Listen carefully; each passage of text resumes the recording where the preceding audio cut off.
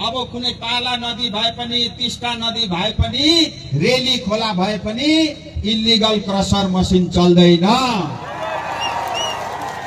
अगर इच्छे गाउँलाई कसैले डुबाउँछु भनेर ठानेको छ भने अब यो पहाडमा चल्दैन। गरिब दुखी जनताले हातले त्यो ढुङ्गा र गिटी बालु उठाएर बेच्न पाउँछ, त्यो पनि छुट म तपाईँलाई दिन चाहन्छु। तर कुनै नेताले खोलामा भने जेसीबी चलाउन पाउँदैन, यो पनि कुरा याद राख्नु होला।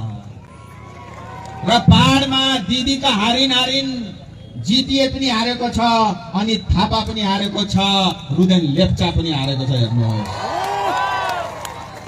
1 दर्जन जेसीबी आउँदैछ, कम्तीमा पनि 4 वटा चाहिँ कालिम्पोङ पनि आउँछ। र यो इन्क्रोचमेन्ट आफै हटाउनु होला। जेसीबीले भत्काउँदा धेरै कुरो भत्किन्छ, फेरि पहिल्यै भत्काइहाल्नु भन्न चाहन्छु। अनि पहाडमा अब स्कुलको जमिन बेच्ने काम पनि चल्दैन।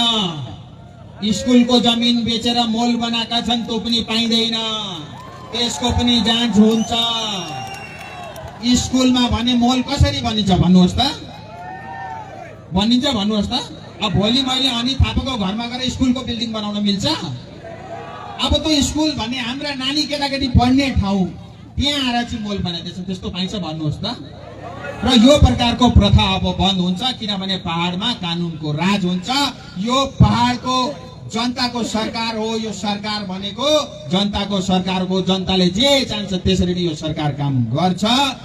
जसले भ्रष्टाचार गरेको छ, जनताको पैसा खाएको छ, सुद समेत फिर्ता गर्नुपर्छ।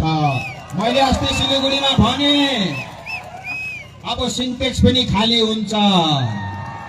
मैले सिलगढीमा भनिसकिरहेको छु, 2 दर्जन जेसीबी आइसके, हेर्नुभयो होला तपाईँले ट्रेनमा।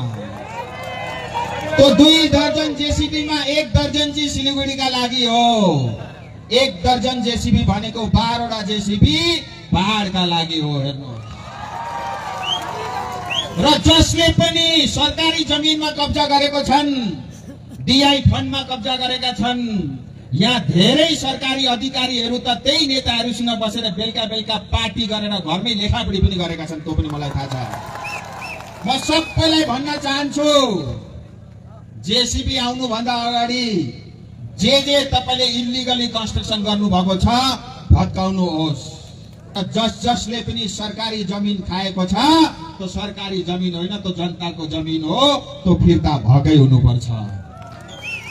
अब पहाडमा गठबन्धनको प्रथा शेष, कमिसन शेष। अब कमिसन पनि कति भन्दा 7% नेताले 2%, सरकारी अधिकारीले बडा बाबुले 1%। अनि काम कहाँबाट हुन्थ्यो?